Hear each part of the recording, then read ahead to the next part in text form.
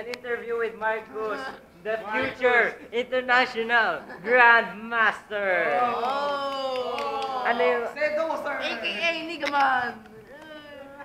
anong opening to? Hindi ko alam. Ito, ba't ito yung una ba? Hindi ko alam. Di ba ito dapat yung queen? Let him cook, bro! It's called semi-caracon.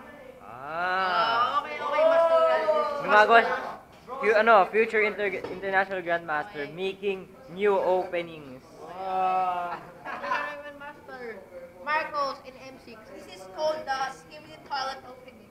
Eto, the man who beat Bobby Fischer, he went back in time. The one who beat Magnus Carlsen. Nung 2 years old pa siya.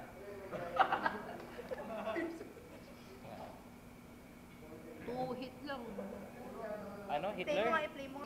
Okay, so Sir Marcus Marcuson III. So my name is Marcos. I'm a coach international master from May pwede ba Philippines. I'm here to represent Philippines with Tata Steel Shutter. Oh.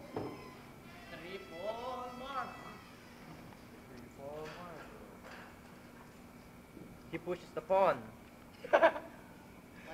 Mr. Nigaman is eating cook.